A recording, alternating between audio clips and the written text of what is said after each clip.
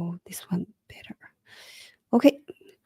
Hello, everyone. This is Kristen from Polkadot.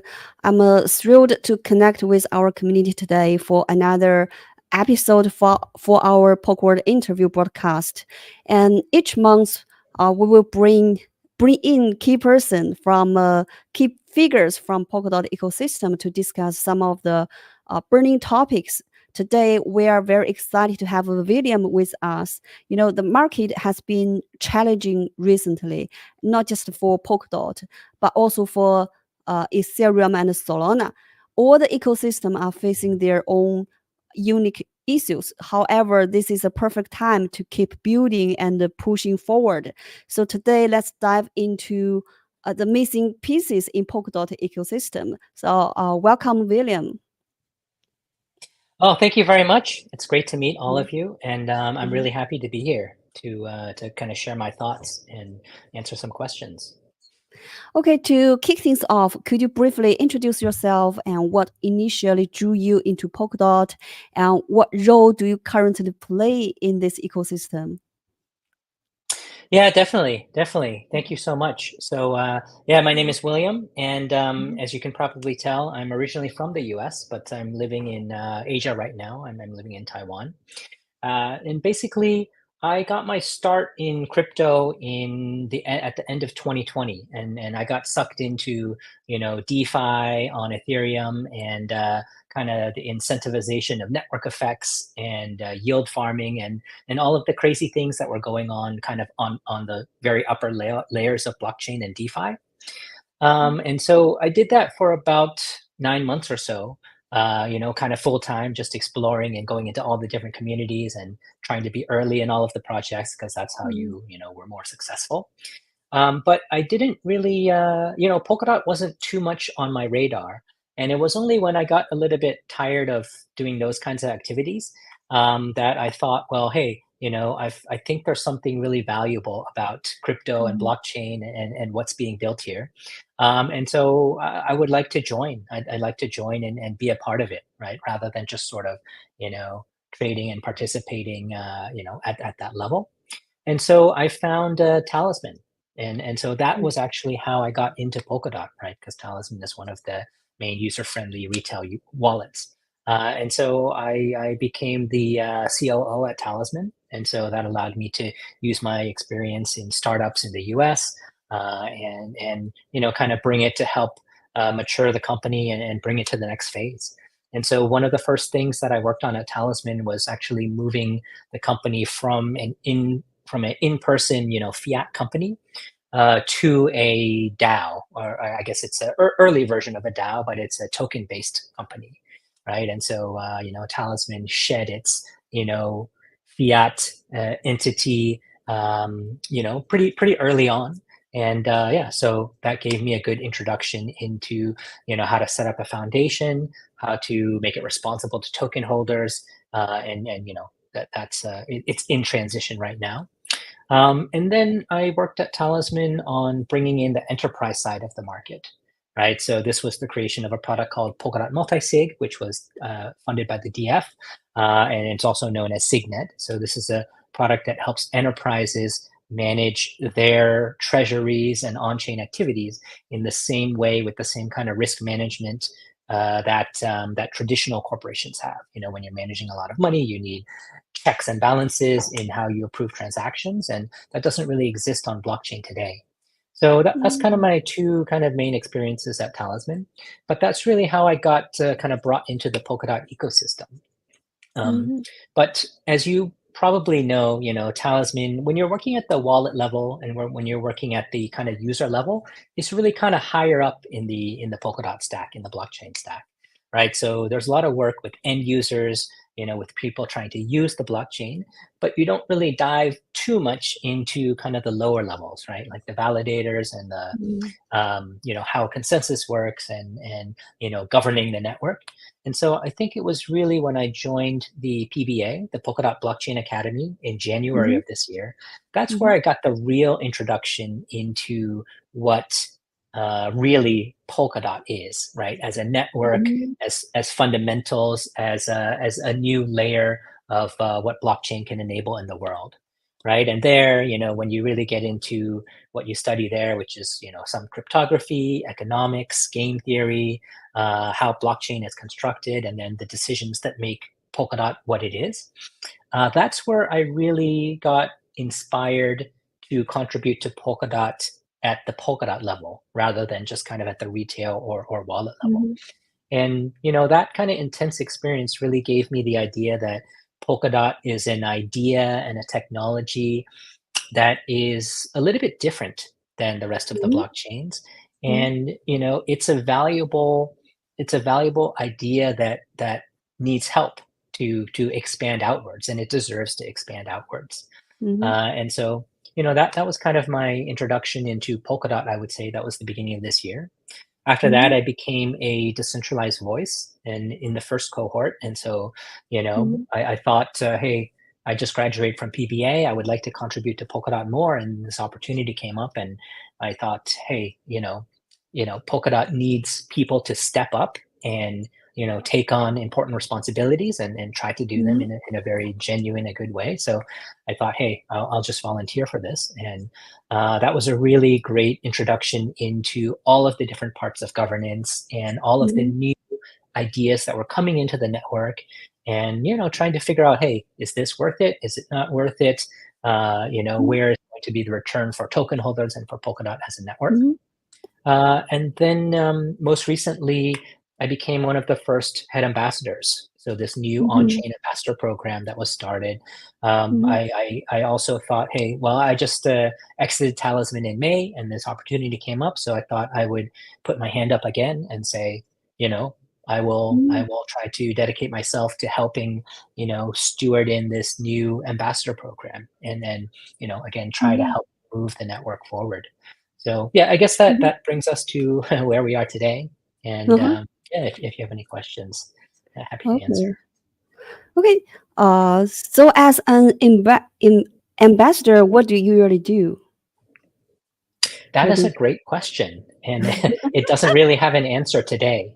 So if you're kind of familiar with the history of the ambassador program, and I wasn't an ambassador before, but basically, in January of this year, the old ambassador programs, which had been running for years and had, probably hundreds, if not thousands, of people in it, it was just canceled and decentralized, right? And so Mhm. um, there was no more program. It used to be run by Parity, and the idea was to put it in the hands of the community. And so Mhm. some of the ambassadors from the old program started working on new program, but then I think in just before mid-year, an on-chain referendum was put up that saying, "Hey, we're going to establish a new ambassador program. There will be 21 people elected head ambassador, and Mhm. they will do X, Y, and Z, and they will build the new program going forward."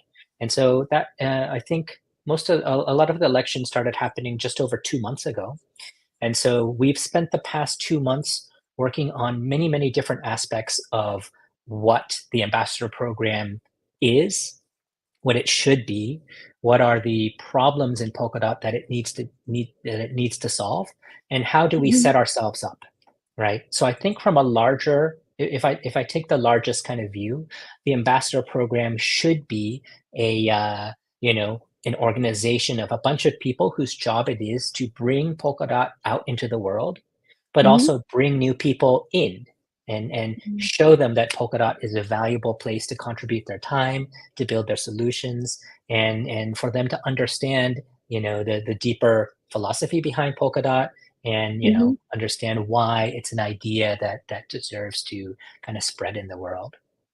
But Okay. in the process of that, right, we need to set up many things, right? We need to set up the kind of mission and vision of the ambassador program. We need to set up the operational documents. We need to start Mhm. onboarding senior ambassadors and regular ambassadors. And there's a lot of kind of housekeeping and organizational setup that's going Mhm. now. And then each of the ambassadors has their own kind of purview, right? If you go and look at the referendums that everybody put up, Mhm. they have their own kind of little piece of stuff they want to accomplish, and maybe that's Mhm. in community building, maybe that's in Mhm. relations, maybe that's in education, it could be in business development. And so, Mhm. I think we kind of have a vibrant collection of many different people with different Mhm. expertises, and they've all Mhm. seen somewhere that they want to contribute. So Mhm. at the same time, we're moving forward the ambassador program as a whole, but we're also Mhm. pursuing these different areas that we think need help and we want to contribute to. Mm. So, what is a piece of work you want to accomplish during your uh, ambassador work? What a good question. And actually, this is something that has changed a little bit over time. And this of course, I was elected just over 2 months ago, maybe 2.5 months ago. And Mhm. so for me, being an ambassador has been a full-time commitment, right? So I've been Mhm. spending this time really diving into a lot of different parts of the network and understanding how they work, what's working, what's not working. And of course, my past experience in OpenGov has helped that a lot. Talking to the Mhm. community and talking about where people's frustrations are has helped out a lot. I would say when I got started, I wrote a program that was generally around business development and enterprise adoption, right? Because Mhm. I think that Polkadot has a very strong technology today, but it doesn't have enough use cases, right? Mhm. It doesn't have really that much usage on the retail side or the enterprise side. And I thought, hey, well, the enterprise side is, a side that could really immediately benefit from Polkadot because enterprises have their own customer base, their own usage needs, their own kind of application, and they just need a blockchain, right? And so Polkadot has a very solid blockchain infrastructure.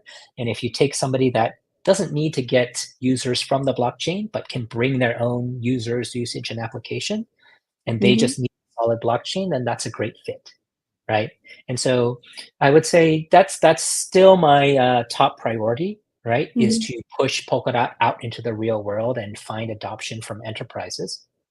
Mhm. And so this past 2 months, I've been talking to a lot of the BD teams, right? So now we have about 7 or 8 full-time BD teams that are dedicated to spreading Polkadot, Mhm. and to help to coordinate them, to understand what's there and what's not there, and to start to fill in those pieces that help them do their jobs. And of course, myself, I'm one of them too, to talk to people to bring Polkadot outwards. But in the course of doing that, I found that actually there were some higher level problems that needed to be solved before we can be fully fully efficient at bringing Polkadot outwards to enterprises on an immediate level, right? I think, and these are some of the things that I started to realize and write about in this article that we're talking about, right? The missing Mhm. pieces of Polkadot. And Mhm. so and so yeah, this is, I kind of call the past 2 months like going down the rabbit hole into Polkadot and Mhm. really, following leads everywhere to figure out, what's there, what's not there, what's missing. And Mhm. so yeah, I think I'm at the point today where I feel like I have a good picture of, you know, at least from my opinion, what are the main things that are missing that we need to Mhm. focus on to move forward. Yeah. Okay. I would really like to talk about the missing part of Polkadot you mentioned on the forum. But before that, you mentioned the work you've done with enterprises. Is there some use cases you would like to share? Uh, Definitely, definitely. I think it really starts from okay, it really starts from a little bit of what I was talking about before, right? Like if mhm. you think about what is the best match for who can adopt Polkadot today, I Mhm. think if you have a very strong blockchain but not a lot of users, then you need to go somewhere where there's a lot of applications and a lot of users, and they need the blockchain, right? That's sort of Mhm. the lowest hanging fruit fit. And so one of the first things that I did as I started the ambassadorship was to gather all of the case studies from across the ecosystem, right? Mhm. And so what are the case studies? They're really the stories of successful enterprise adoption that are told in a way where the value proposition and the return on investment is made clear, right? So the first thing is, why are case studies important? Well, Mhm. because if you don't talk about real adoption, then you're really just talking theoretically, and it's a little bit hard to get other people to understand, what they can do or why it's valuable. But as soon as you take an instance of success, and then that is like a third party that had success doing something and getting a gain from it, then it's much more concrete, and that lets you really spread the message further.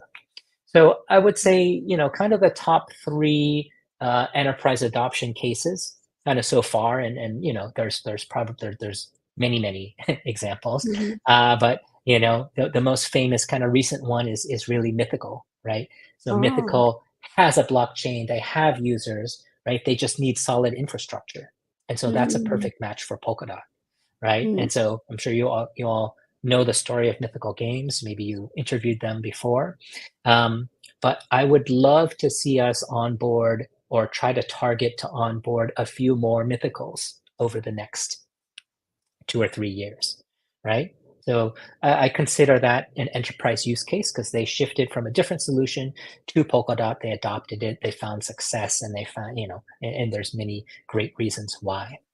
I mhm, would say a second one that's quite good is the story of Origin Trail, right? So they're in the land of a few things, right? Decentralized knowledge graphs where you can have provable AI, right? So you're using blockchain to ensure that the outputs of your AI are non-hallucinatory, and they can be tied directly to knowledge that is specifically added to the knowledge graph.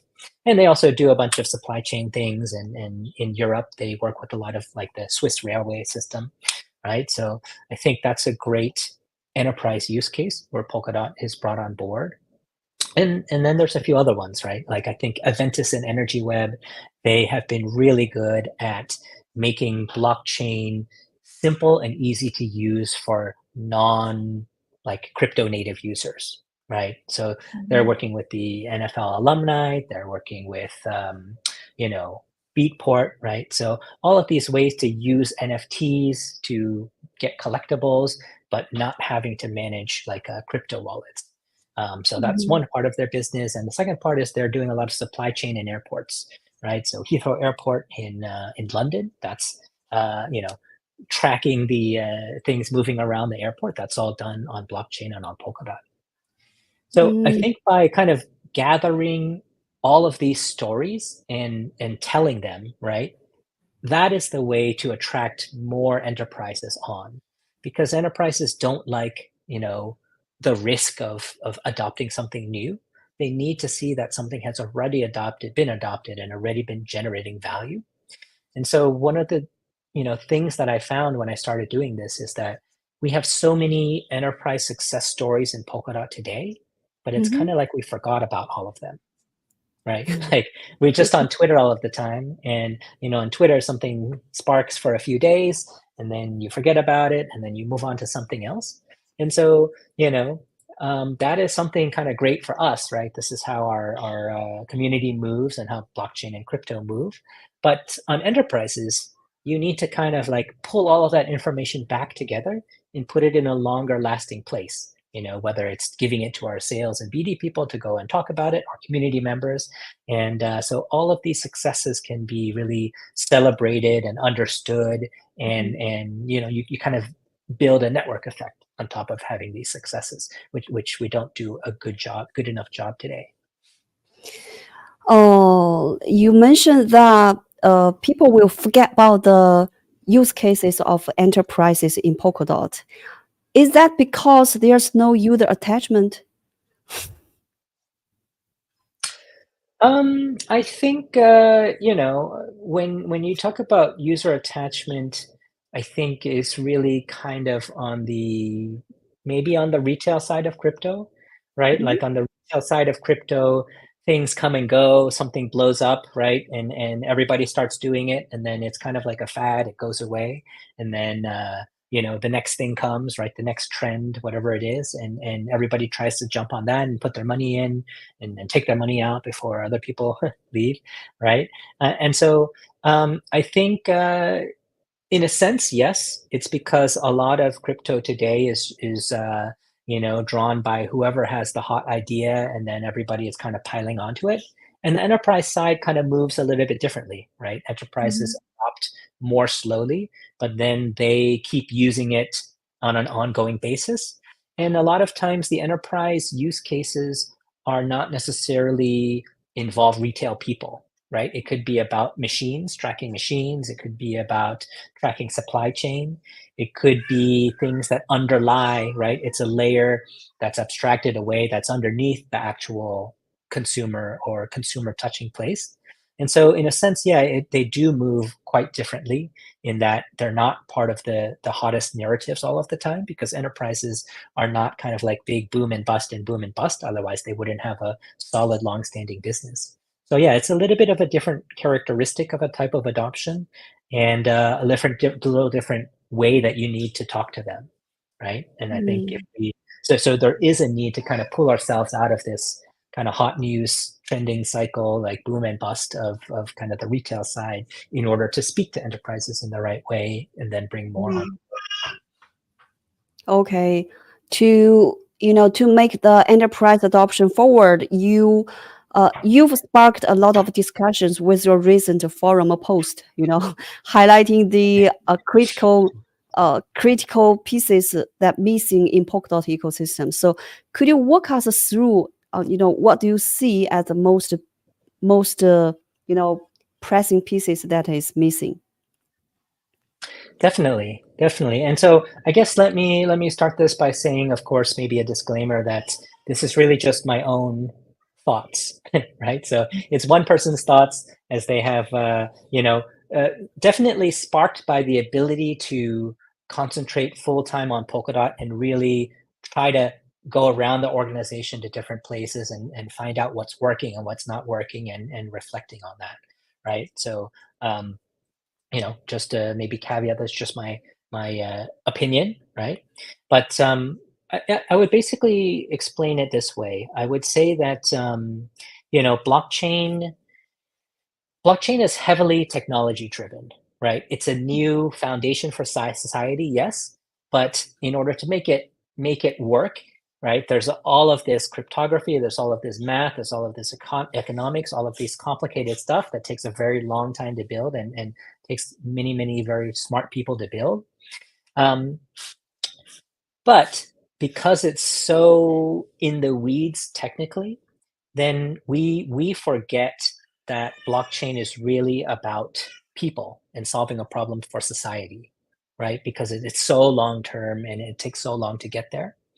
Um, and the other factor that kind of makes us forget about the real benefit ultimately is the fact that a lot of times money is involved, right? Because crypto tokens, everything kind of blows up, and you get 10x gains and everything. And so a lot of times the attention goes more to that than to the underlying problems, right? So I would say there's really three. I broke it up into three pieces that I think is really missing from Polkadot, right? The first thing that we can do better is to think about how we do or how we cultivate leadership in the ecosystem, right? And so I think to set the stage for that, you really have to realize that Polkadot is a decentralized organization, right? So Mhm. if you compare it to a normal company or a normal organization, right? Normally there is a C-suite, right, or a founder that really takes charge, paints the vision, right, assembles the team, and adjusts along the way, right? Maybe that C-suite um, is the main executive body, right? They're executing everything, and if they don't do well, they can be removed, and new people can come in, Mm. right? But those new people will again be the leaders and this kind of centralized team that drives everything forward. In Mhm. Polkadot, we don't have that, right? And so that centralized team is usually the team that is responsible for the vision, the direction, and the leadership of the organization moving forward. So the real question is, if you have a decentralized organization, right, which doesn't have this centralized team, you still need a vision, you still need a direction, people still need to go in the same direction, right? And you still need leadership, right? And so, the question is, how do you get that? But before I Mhm. talk to about how you get that, right? You have to think about what leadership actually means, right? And this is kind of the same in any organization, right? Whether it's a Web 2 company or in Web 3.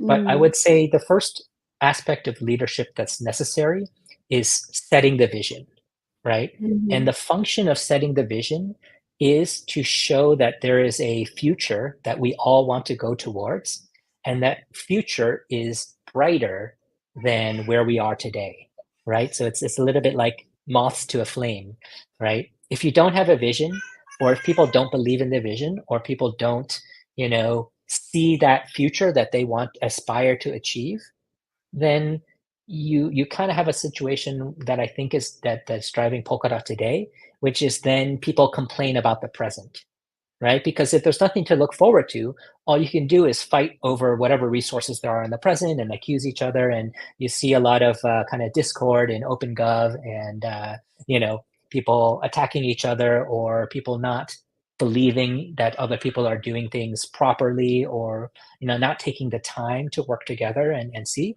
So I think that's really a symptom of the fact that in the ecosystem, whoever the leaders are, right? And in some sense, anybody can be a leader. But in general, we have lost that future vision, which everybody can look towards and see as something that we're going towards, and we really want to accomplish that. So I think that's the first thing that I believe is missing in Polkadot. Now, Mm. just to be clear, I don't think that it's technically missing, because when you listen to the fellowship, when you listen to Gav, you can get a feeling that that vision is very strong there, right? But it's not filtered out to the rest of the ecosystem, right? It's not part of our daily lives, right? And so so again, I don't think that it's not there somewhere like there, but it's too hidden. It's too hidden, and it's not working for the community, and working to align people and to make people work together because they want to accomplish something. So we need to bring that back, right? We need to find a way to bring that back, and I think that's the first part of leadership. Mm. The second part of leadership. Oh, go ahead. Yeah, that means that we need another person that give a vision, a part of technology as Gavin does.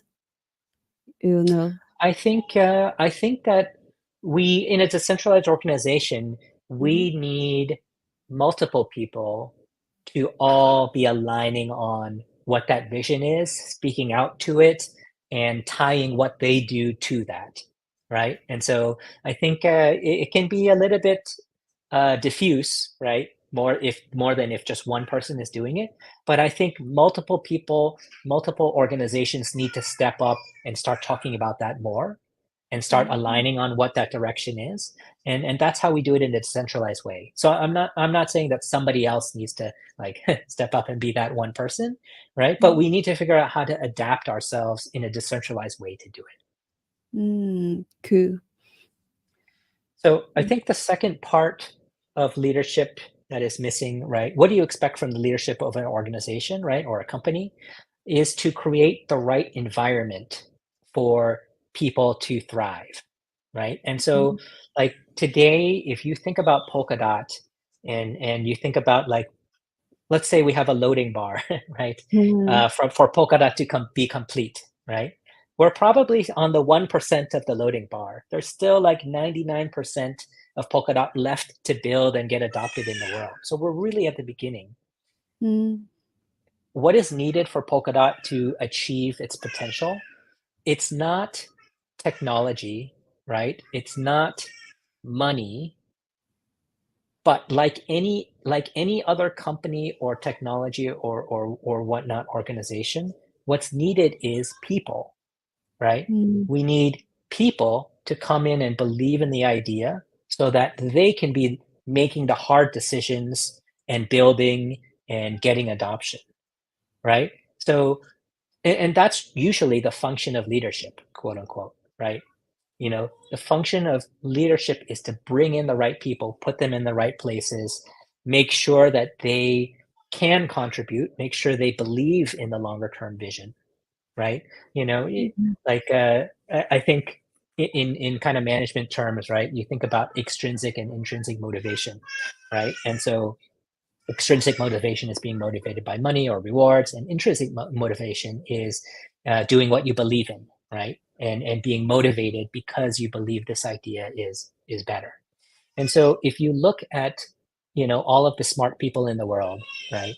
Like I would say, you know, the challenge for leadership for Polkadot is to attract the smartest people to come and work on Polkadot. And that's how Polkadot is going to be successful over the next 10 years, right? We shouldn't talk about it in technology perspective. We shouldn't talk about it in financial or liquidity, right?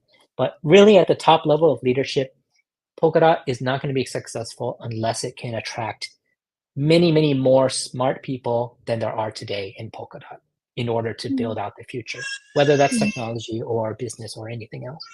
And so if you think about like really smart people, what do they need?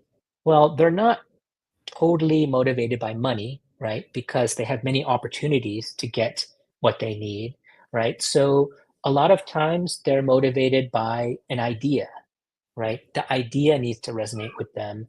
Um, the environment needs to be good. They need to enjoy working, right? They need to feel other people are working with them, right? So I think this is like a human layer that we don't really talk about, right? And we're not Mm. really focused on building, um, and we need to, right? I think that is like at a higher level, a very big challenge in Polkadot that nobody is really focused on because we're decentralized and because you know nobody works directly for Polkadot.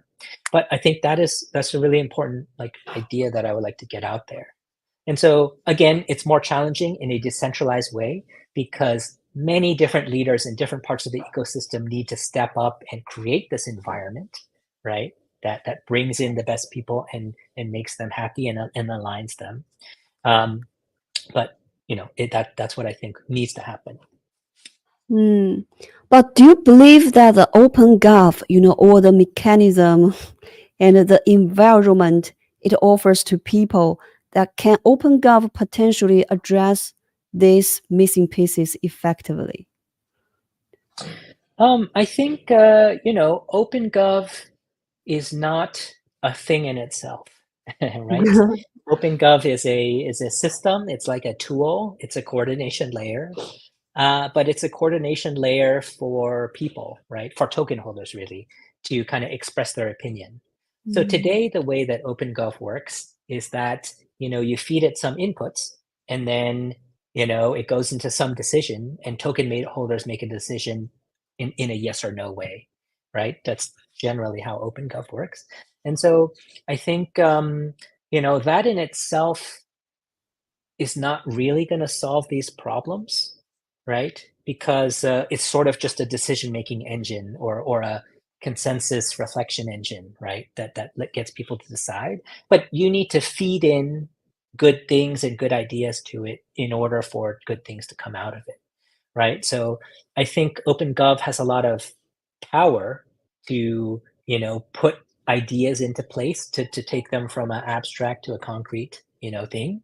It has Mm. a structure to be able to support the network moving forward, right? To take Mhm. revenue into the treasury and turn that into productive outputs of people.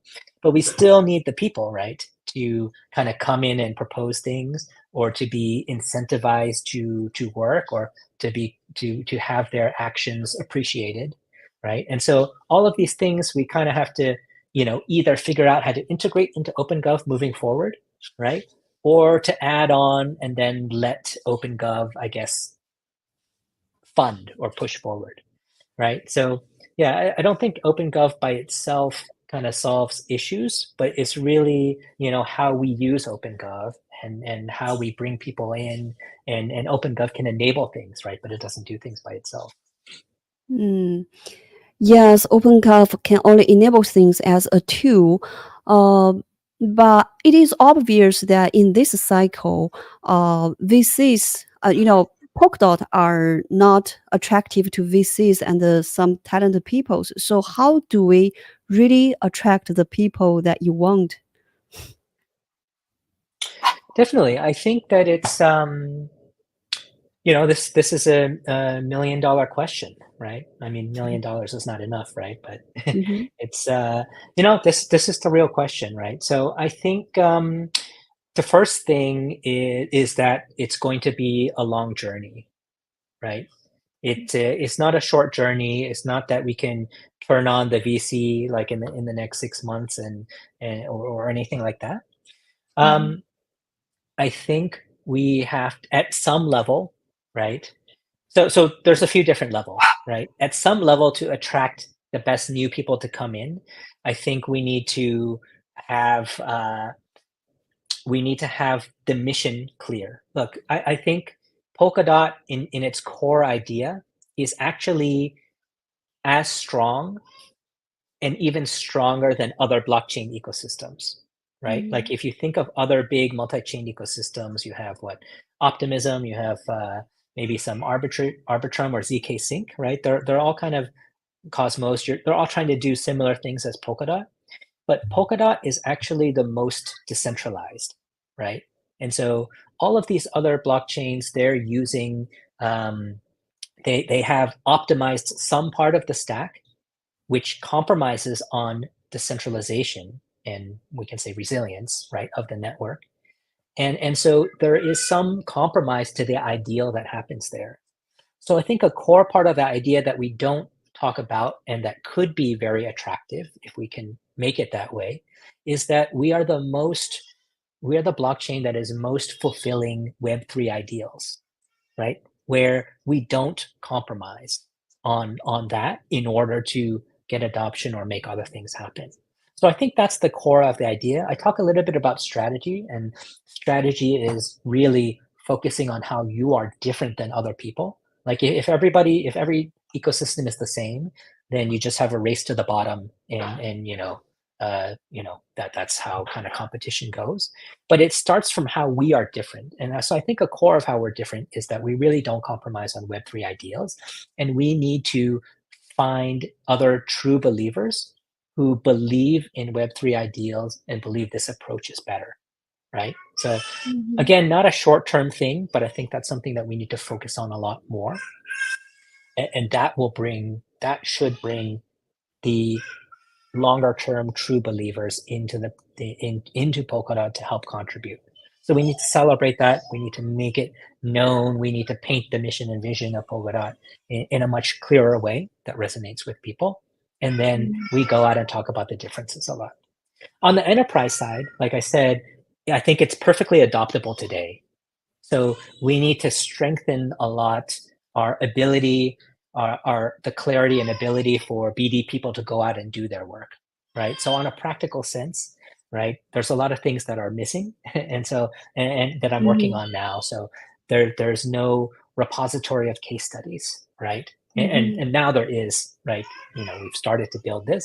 There is no repository of the different parts of Polkadot that are ready to be adopted, right? So if you want to bring a new enterprise in, you have to make a case that their adoption path is going to be not that difficult, right? Because mhm, otherwise there's too big of a barrier. And so there's so many things in Polkadot that are developed and built and could be assembled into a solution that really cut down the mhm, adoption time for enterprises. But those things are too spread out. Nobody knows where they all are. Nobody has them all in their mind, right? So we're mhm, gathering all of those and putting them in one place, and that will really help make the sale. So yeah, so those are the two main things, right? I think mm, so. This longer term vision that really like because you need to appeal to people on an intrinsic way. I think to get the best people, and we need to appeal in an extrinsic way to the adopters now, which is talking about ROI and speed and cost of adoption. mm. It is true that Polkadot technology It is very advanced in technology and the decentralization idea, but sometimes users doesn't buy in this idea. You know, it is obvious that we don't attract a lot of users. So how do you? What's your perspective on this? It is we just need more time to attract more users, and to let the idea sink in to developers and retail users. I think it's really hard to figure out why something has happened or not happened, right? Mm, Because there's so many factors, right?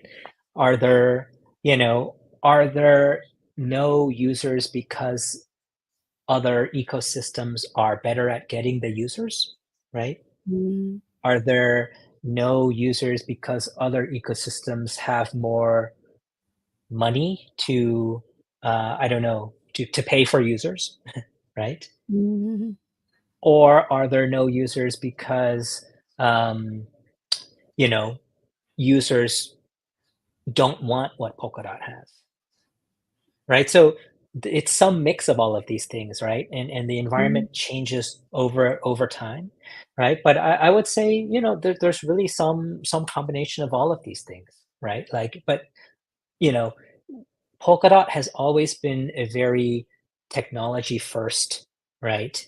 Um, Play to the point of being very complicated and then not really explaining itself, right? So I think there's many ways that we can be uh, much better at bringing things out, right? So I think, categorically, the things that we need are an idea that you can get aligned with, right? And that idea may not be practical today, but that is a future that we're building towards. So if you believe in that future and you believe it's important, then you can forgive whatever the current state of things is because you want to be aligned in that vision and you want to help make it happen.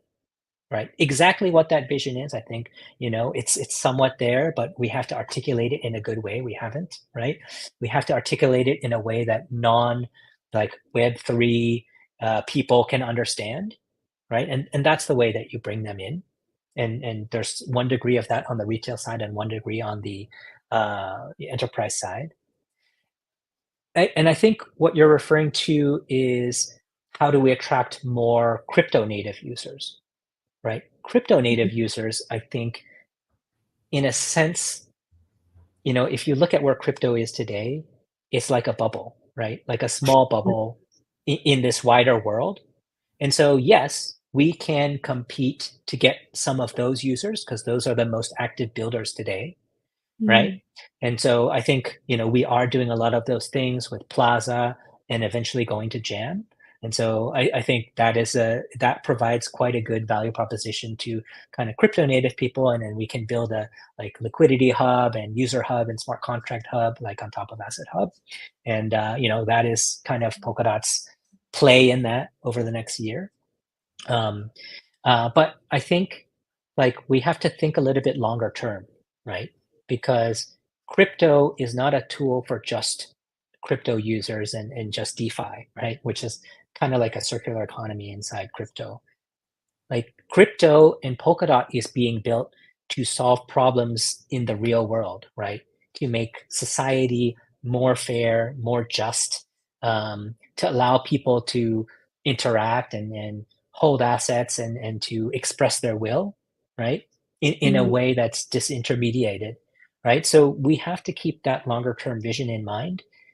Yes, we have to compete on a day to day and year to year thing, but, if Polkadot wins the crypto war, but doesn't actually expand out to hit the, I don't know, other 99% of the world that's not in crypto today, then that wouldn't be a success, right? So, yeah, we have to somewhat balance those, but I would say Polkadot is something for the long run, and so we need to find people that are aligned with that for the long run to really build, and, yeah, then it will come to prominence. Yeah, I agree with you. One of the significant changes from Polkadot 1.0 to 2.0 is the reduction of barriers for developers. What kind of impact do you think that the launch of Gem Chain will have on the ecosystem? I think, yeah, I think if I look into the next year or so, there are a lot of great developments that make it a lot easier to, spin up your chain, right? To build a new chain, right? And to either consume less resources or to be a lower cost, a lower barrier of entry, right? And so I think we're just at the beginning of this kind of multi-chain world, and Polkadot, Mhm. I believe, will be a lot more flexible than the other ecosystems for you to spin up an app chain or to have a wildly different types of chains that are all kind of operating together inside the Polkadot Mhm. umbrella. Mhm. For Jam, I think it's a little bit farther out. Like it's a little bit difficult to uh, to figure out what will come and what the applications will be, just because it's still under development, right? It's highly technical, but it is the next step towards Polkadot being a ubiquitous computer for the world, right? Mhm. And so I think it's very hard to figure out what will be popular there or what will be enabled there. Mhm. But I think what we need to do as an ecosystem is actually, I don't think that we will figure that out for ourselves, right? Like as an infrastructure provider, infrastructure builder, right? You know, you're not necessarily going to the end user and solving their problems, but you need to enable other people to come build on you to solve problems for end users in different verticals. So I think what really needs to happen for Jam to be successful and to find its potential is to enable a lot of experimentation from different builders to come in and try it out, to use the new aspects of the system, and to build kind of crazy ideas that go onto it. And then, something will come out of that in terms of like igniting the next potential. I think it's very hard to predict. Mm. With Gem Chain, Polkadot and Ethereum will have similar architectures. Do you think that in that case, Ethereum developers will flow into Polkadot ecosystem? I think I'm not sure how similar they will Mhm. be per se, right? Like I think I'm not actually I'm not so familiar about what the future roadmap of Ethereum is, and Mhm. to what degree they will expand from a you know blockchain to a universal computer, right? I'm sure it will happen, right? It's kind of in the Mhm. longer term picture. I think Jam is a much more concrete implementation of a more general purpose computation running on this decentralized network that is kind of like the next version of blockchain. Um, what I would say is definitely with I think with Polka VM and Plaza, then Solidity will become a first class citizen in Polkadot, and that will be a very big um, potential draw, to harness all of the blockchain programmers to say, hey, come deploy here, come build here, reuse your contracts here. And yeah, I think that has a good potential to spawn like a renewed application level or smart contract level ecosystem in Polkadot, right? We can very easily take the best from all of the other chains or from the EVM chains that are out there and bring them all to Polkadot and kind of spark a new revolution. So Mhm. I think it's definitely, that's a very exciting part of the next year of Polkadot. But longer term, like when we get to Jam, I think it's a wholly new new experience altogether for developers, right? And to figure out what to build, what is the potential there. And yeah, I think it's our job to like understand that that's coming, and then yeah, create an environment that people can come and build on it. Okay. And it's not just Polkadot, but also Ethereum and Solana that seem to be uh, lacking innovative applications that are capable of attracting new users. So, in your opinion, what types of applications have the potential to drive users' growth? Let's forget about I the infrastructure. Yeah, I think, you know, in the past few decades, right, we've seen like at some level, blockchain is not sort of its own thing. It's just another technology, right?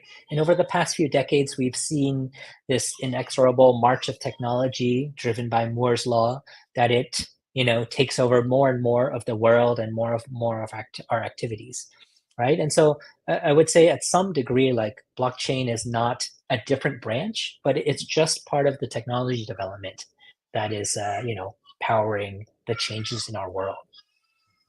And Mm, so I think, what is, I think from that view, the what is really needed to get to the next stage is for blockchain or Polkadot to solve mhm, real world problems, right? So whatever the things that are built on a centralized infrastructure or with centralized servers or in a centralized company, right? They need to be solved in a better way through this decentralized system. So number one, it needs to be there have to be not very many trade-offs when you're building in a decentralized way, right? So mm, if it's a lot cheaper to spin up a centralized server and put your application up there and get users, and it's really hard on a decentralized way, then it's not really going to compete, right? So first thing is that maybe speeds need to be faster, maybe costs need to be lower, right? And so, but there's kind of I think there's a threshold out there where if the transaction cost is low enough and the speed is fast enough, then you can start to see things shift to this decentralized deployment, right? And then on top of that, you have the benefits from the decentralized way, right? Either it's not needing to run the centralized infrastructure, right? And do all the things that keep that up and running and keep going itself, but you just rely on this kind of socialized layer of computation. Um, and you have the trustlessness, right? You have the ability, like either for a government, it might be less ability for your database to be corrupted and hacked, right? I think that's a big kind of government benefit of blockchain and cryptography.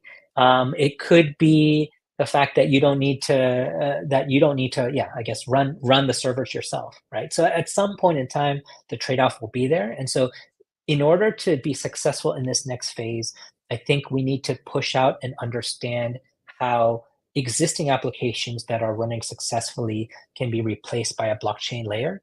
And that's how you move out into the real world.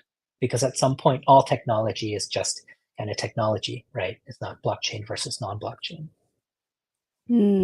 cool. Okay, let's talk about yourself. From the background voice from your side, I know that your kid is playing around, right? So, Yeah. besides taking care of your family, so what do you read to follow up?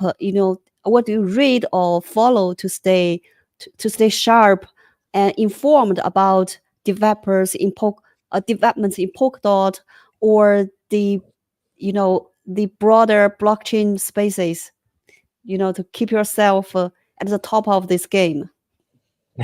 Definitely. Well, paying attention to OpenGov is pretty much a full-time job. So, if you're just reading proposals all day and watching things go in and out of confirmation and seeing what's getting the votes and not.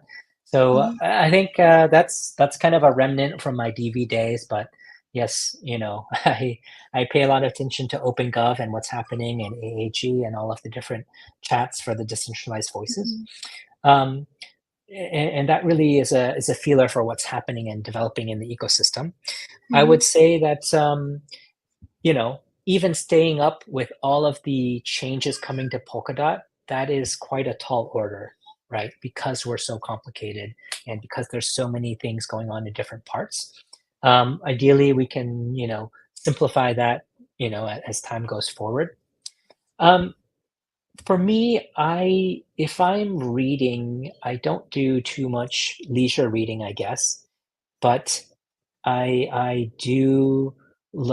kind of the topics that we talked about today, right? How to make a more resilient organization that is Mm, decentralized, how to um, encourage and engender leadership in the network when there is no centralized entity or nobody, not a great feedback loop, right? Where you can develop people. How do you actually convince other people to use your technology versus others, right? And that is, from a sales perspective, that is from a marketing or a marketing perspective, right? So actually, if I read anything, it's a little bit of business books about sales or marketing or leadership to to figure out and then try to adopt those which really have a corporate mindset to how it might be successful in a decentralized organization. mm.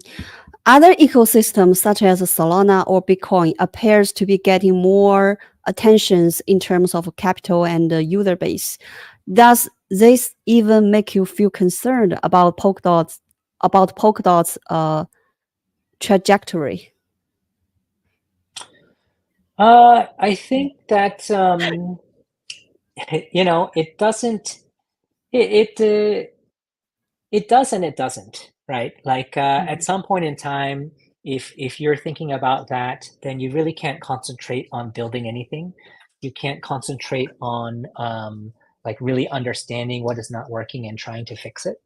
So for me, like ever since I started with Talisman, I really kind of had kind of Polkadot blinders on, and so just kind of working in the ecosystem, just trying to make something work, and that's kind of continued until recently. So I don't pay a lot of attention to kind of prices that much or the up and down. Um, but of course, it's always there in the background, right? And if prices are down, like it is in the past 2 months, then it really kind of mm, comes into the ecosystem and does make it more difficult.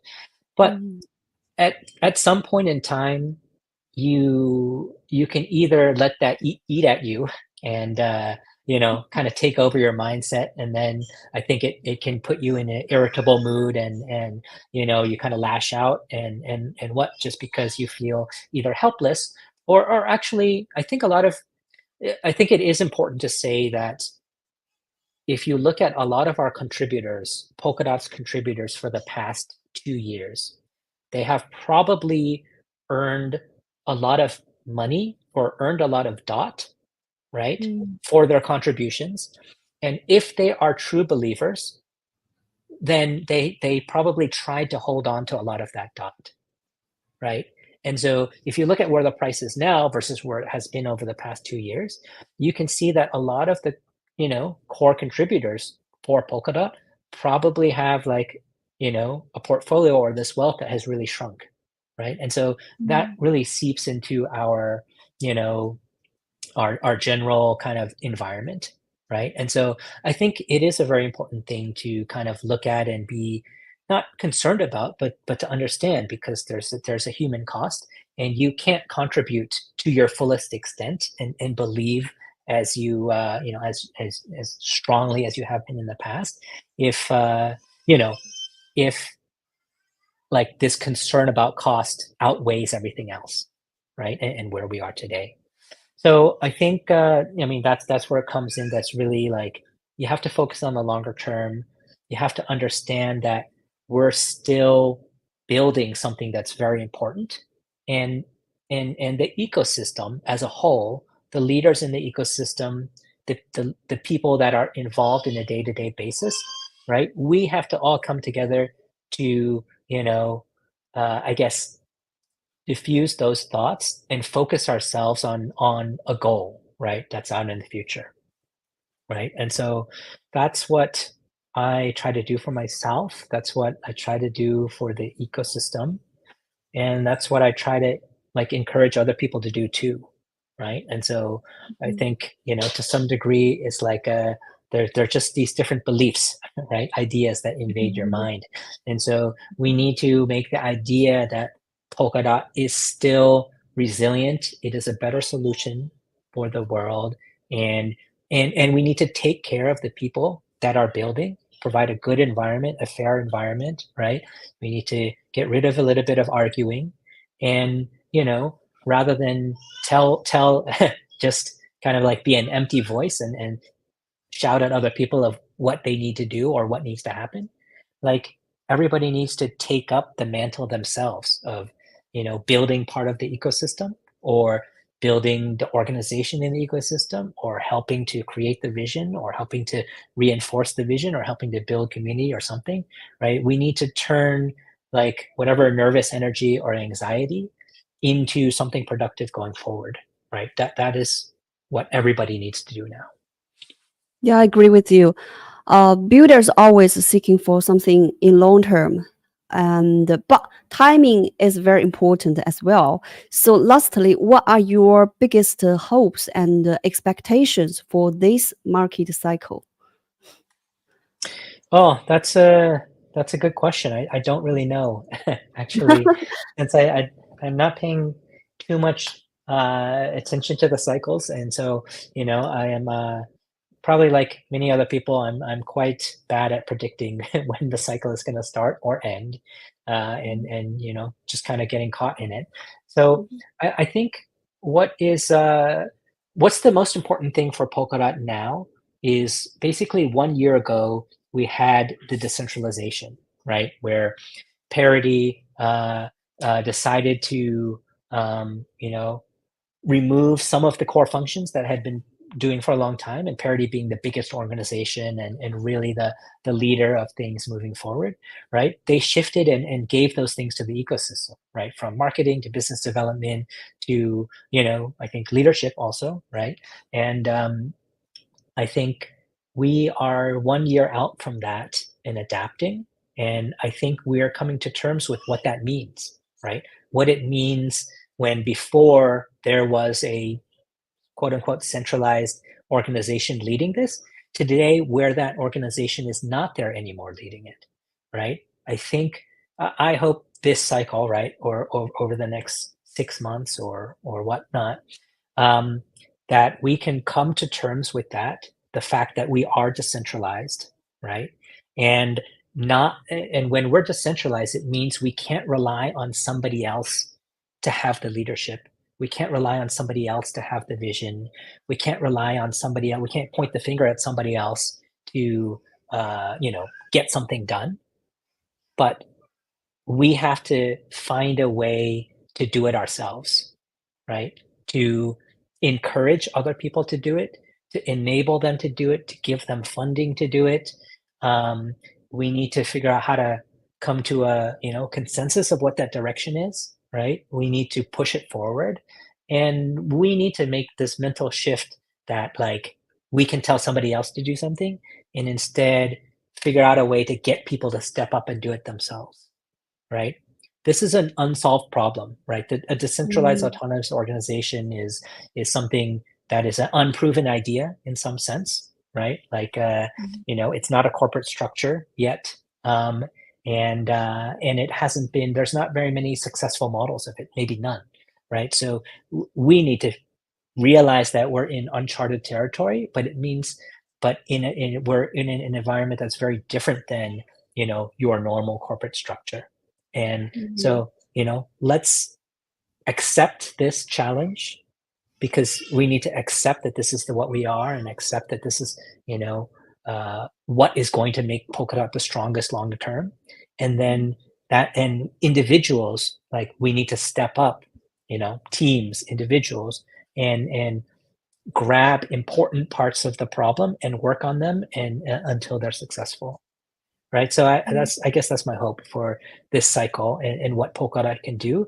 is to shift itself into fully embracing that it is a decentralized organization, and then mhm. the result of that is to work together, to work independently, to make it a very functional organization. Mm. Yeah, I believe that the work you have done will help much about this direction. I hope so. Yeah. I mean, I'm gonna Mm, keep trying until it works. mm. Okay. it's been time flies. It's been more than an hour, so I think uh, uh, uh, we've learned a lot about we've touched so much about Polkadot, and there's a tons of knowledge today. And hope that you can come back later in the future and to update more about Polkadot, everything about to our community. And let's call. So that's all for our interview today. Thanks, thanks, Sounds good. William. Yeah. Mhm, Thank you. Thank you so much for having me. mhm, I guess if anybody wants to discuss more, I would love to mhm. have more conversations. Happy to for anybody to reach out to me, and you can find me on Twitter or Telegram. Okay, cool. Have a good day. All right. Thank you so much. Bye bye.